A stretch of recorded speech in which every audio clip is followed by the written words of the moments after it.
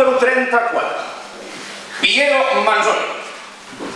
Al maig de 1961, l'artista Piero Manzoni va crear una col·lecció de 90 llaunes etiquetades com a merda d'artista, contingut net 30 grams, conservada al natural. Les va seriar, les va signar i les va vendre a preu d'or. Es podrien fer moltíssims acudits sobre això, oi que sí? L'obra, que significa una crítica al consumisme en forma de paròdia del mercat de l'art, es va convertir en la creació de més èxit del jove artista que va morir d'un infart al seu estudi de Milano a l'edat de 33 anys. S'ha especulat molt sobre el contingut real d'aquestes llaunes que avui es poden veure a prestigiosos museus com la Tate Gallery de Londres o el MoMA de Nova York, però sembla que Piero va posar-hi merda a jutjar per les seves declaracions, oi que sí? Sí, vaig fer una gran cagada, una palangana, i vaig fer 90 llaunes que contenien merda fresca i natural. Genial! Lot número 35. Sofia Caneval, representant d'èxit. Antigament havia representat a Yves Klein, rival i enemic artístic de Piero Manzoni, fins que va conèixer aquest darrer i va decidir viure d'ell. Però les males llengües diuen que mai no ha deixat de representar en Klein. És alcohòlica, és drogadicta i és nimfòmana. La seva sinceritat no té filtres, per la qual cosa deixa anar improperis sovintejadament. Et menjaria el xotxo. Lot número 36. Apol·lònia Avalli, parella sentimental de Piero Manzoni, també es dedicava a l'art plàstic, però va deixar de pintar en conèixer Piero, ja que al costat de la seva rica inspiració i del seu art veritable, ella se sentia superpetita.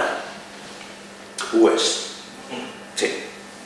Ara viu entregada a la ingratitud de Piero, que no sap on posar-la, però Apol·lònia intenta mantenir sempre la seva dignitat.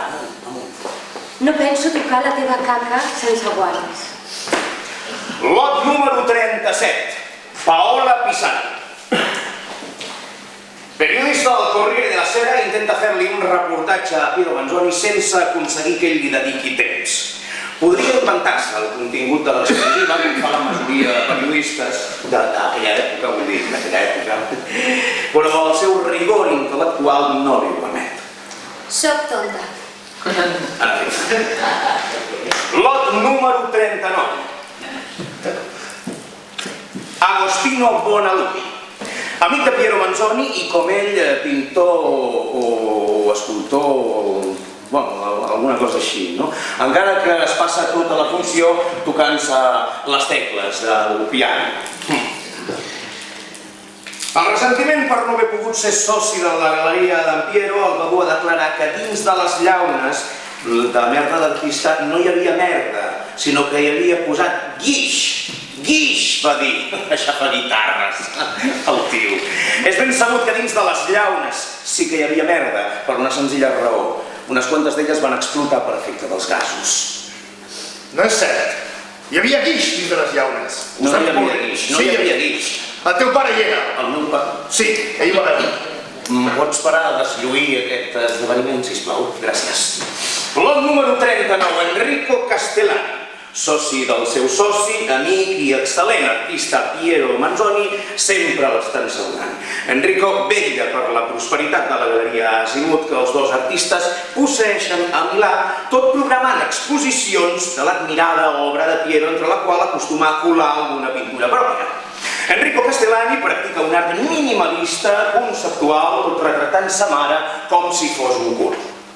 Aquest personatge també l'interpreto jo, però m'he deixat el vestuari i aquí al costat del Teatre Poliorama, on podran licitar i adquirir la nostra obra fins al 27 de juliol, en sessions de dimecres i dijous a les 22:30, divendres i dissabtes a les 23 i diumenges a les 20. A partir del 20 de juliol, però, estarem de dimecres a dissabte a les 9 i diumenges a les 6. Consultin la cartellera.